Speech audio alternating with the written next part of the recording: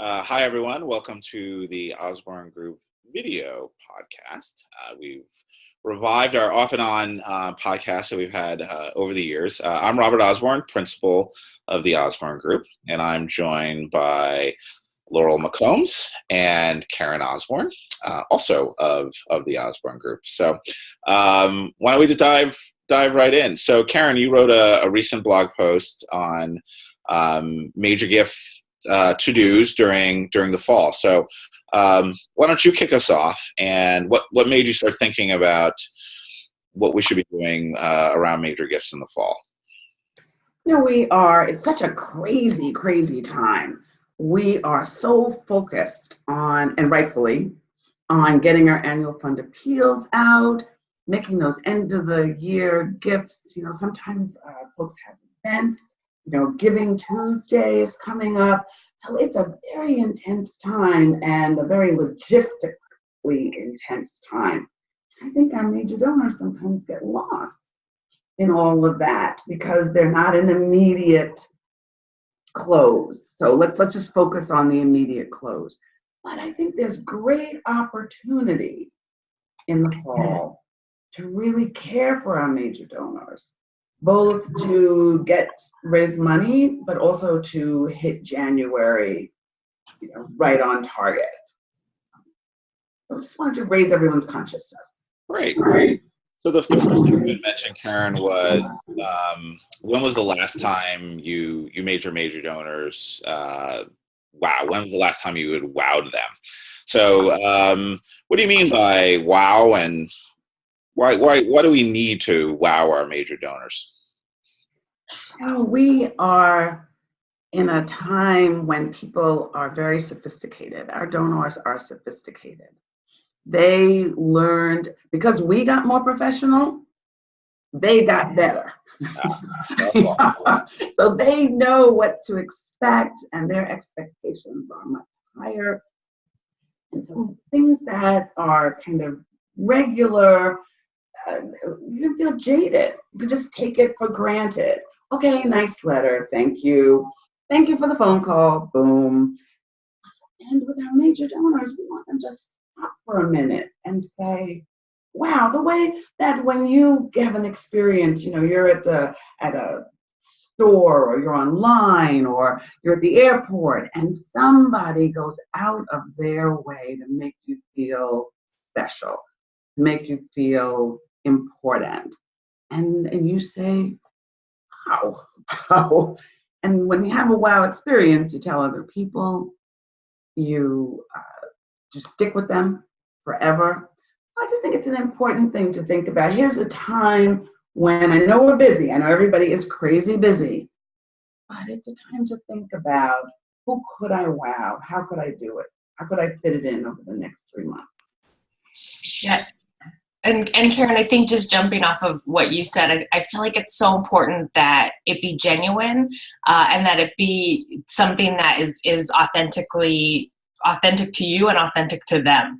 I think especially at this time of year, we have a tendency to maybe get a little schmaltzy at this time of year, and it is such a warm, fuzzy time, and between Thanksgiving and Christmas and everything that's happening, and it can get easy to get sucked down kind of maybe the hole of being a little over the top with some of this stuff. But think about who you're working with, and what would be meaningful to them, and what would be authentic to them, that wouldn't feel like just some super cheesy thing you're doing because it's this time of year, but it's genuinely something that's going to be important to them and impressive to them and interesting to them, and compelling in a way that is going to be meaningful. So Laurel, I remember from my time as Chief Development Officer for a variety of different organizations that this is the time of year that I was very, very focused on the annual fund. This is fundraising season. This is when a lot of organizations make a lot of their money. And so I know it was always a little bit of a struggle to focus on major gifts sometimes at this time of year, because there's so many demands on just sort of getting the operational money, the money in, and getting your annual mailing out, and hopefully maybe a stewardship mailing or something else in there.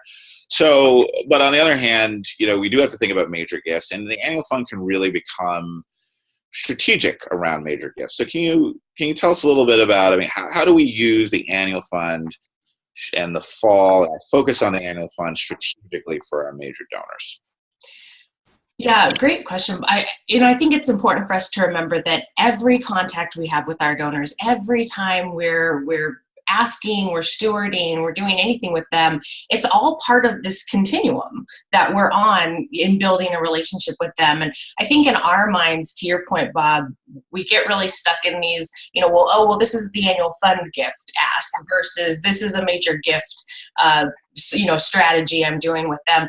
And we don't think about how all of these things, especially from our donors' perspectives, all of these things are part of their journey with us. And so as we're working on our annual fund end of year mailings, how are we doing that in a way that is really donor centric, that's really donor centric to those people who maybe we do have our sights on a larger major gift, and and stopping to evaluate, is this the right strategy for some of these people? So making sure that we're really checking in on those longer term donor strategies for our major gift prospects, and making sure that these annual fund asks and other things that we might be grouping people into are actually the right thing to be doing for them. And if they are, remembering that this is just one part of our journey with them, and making it really feel like a cohesive part of that journey. I know, Karen, you talked a lot about this whole idea of kind of the annual gift ask versus the long-term kind of major gift ask. So I'd love to hear your perspective on this as well. I think that we end up often asking for annual gifts at the end of the year in the most efficient way we can. So as many letters as we can get out as possible. And then if we can do some face-to-face, great, we'll fit those in. And if we can do some on the phone, we will. But everything is about efficiency because there's so much to do.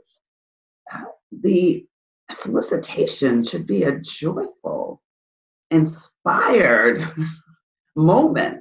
And that should be true for all of our $1,000 and up donors. Anybody that we are asking for $1,000 or more, we want that to be an experience that I feel great about making this gift. And also I've experienced it so I can help you ask somebody else. I understand how that's supposed to be done. When I think about strategic solicitation, it's what you said, it's part of a continuum. So how does this fit in? So for example, maybe my long-term goal for this donor is to give to my mentor program. That's my goal. The annual fund solicitation should somehow be linked to that. I should be talking to them about how this annual fund links to mentorship, so that I'm building into the same thread there. And then the second piece for me is that how I am asked. It should be a conversation, a pleasant conversation. And we need to practice that. We've got a great video on solicitation that actually demonstrates this.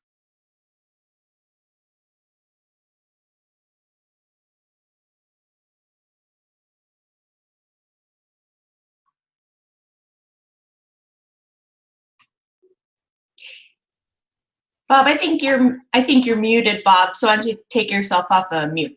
Oh, sorry about that. It looked very interesting what you said, though, so we can't wait to hear it. I'll try to recapture the feeling. I was saying that you mentioned in your blog post that it's really important at this time of year to also revamp your individual donor plans. But I was saying, of course, that implies that you have a donor plan in the first place. So I'm sure everyone listening has individual plans for their donors, but can you talk a little bit about why it's important to have written individual plans for your donors, and then why this might be a good time of the year to take a look at them on a fresh basis? Laurel, do you want to take that one? Sure. I'm such a stickler for plans. Anybody who is on our e-newsletter list or is familiar with our work in the last few years knows that, I've done a handful of webinars, and you can actually go check out some of our webinars on planning if this inspires you to do so. But I'm a pretty big stickler on written plans, because if it all just kind of lives in here, then it doesn't really exist. And it's always amazing to me when I talk to people about major gift planning. We know what we're going to do. And I say, well, is it written down? Typically not written down. And the problem when it's not written down is there's no accountability. So, when it's just in your head, you're really only accountable to yourself, which for some people that's fine. For most of us, that's not very helpful.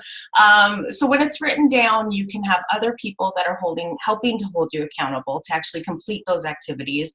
And usually you're not the only one who's part of these strategies. So, if you have board members, or you have your CEO or program staff or other development team staff, or whoever it is that's also part of making sure that these strategies are being enacted, having them written down just gives you the opportunity to say, did we do them? Did we do them on time? What was the outcome? And then what are we going to do next because of it? And it seems like a simple thing. And I think a lot of times when we put so much emphasis on having these next 2 to 3 strategies written down, people feel like we're giving them busy work. It's really not busy work. It's really the thing that actually helps you move forward on these really important activities, instead of having them be these things that are in your head that you got to get to eventually, that then you probably don't get to. And it forces you to think about it, right? I mean, if you really do have a strategy, as you've said to me many times, Karen, it's not so hard to write it down. Like, if the strategy really exists, right, taking a few minutes to write it down is not very hard. But when it feels hard and difficult, it probably means that you don't really have a strategy. You sort of have an idea of what you want to do, but maybe not a specific way of implementing it. And then writing it down really forces you to think deeply about what your next step is, and it provides that accountability, like you said. And it means make sure you're moving forward, not programmatically, but also in terms of that specific person, that you're getting closer to that yes. Do you have anything to add, Karen? I would just say that I know that it sounds time consuming, and it is. And I know how busy everybody is. Everybody that's even taking time to watch or listen to this podcast, they're swamped. What is more important? What's going to have a bigger impact? And you doing the work that's going to bring in those transformational gifts. It's going to do the work that's going to actually move the program forward. We've got all these people standing behind us, counting on us. All of the people we serve counting on us. And major gift fundraising is fun. It's so much fun. so figuring out a way to do a couple, one a day, I'm going to do X a week, whatever that is, make a plan, get yourself going. Yeah, one of my favorite quotes, there's from the author Carlos Castaneda, and he said, we can either make ourselves happy or miserable. The amount of work is the same. So let's try to make ourselves happy.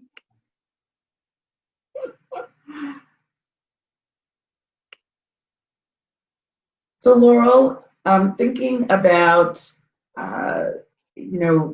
the other kinds of things that happen towards the end of the year, what haven't we shared? What haven't we talked about in terms of major gifts end of the year that you'd like to kind of wrap up and point out? I mean, I guess there's kind of the big fluffy one that I want to just make sure that we talk about is that, you mentioned this a minute ago, major gifts is fun, and the work we do is fun, and the work we do is interesting. And this is a really wonderful, joyous time of the year, not just in our professional lives, but in our personal lives. So I guess, again, just make sure that I know we've been talking about all of these things that you need to be doing and adding more to your to-do list, but just make sure that you're taking some time out to actually enjoy this season and this time of year. And the more grounded and centered and joyful you are, the more grounded and centered and joyful your team is going to be, and your donors are going to be. And be mindful about managing your time and really getting hitting the biggest priorities, but also just having some time to celebrate and celebrate everything that you've accomplished this year. And Bob, as you think about the end of the year, and I was thinking about, Laurel was just talking about us being joyful and enjoying the time. And I was thinking about the CEO and board members. Is there anything that we as fundraising professionals should be doing to help our CEOs and board members enjoy this tense and intense time of the year? I think your board members are your best volunteers, and so all the things we've been talking about in terms of major donors, we should think about in terms of our board members.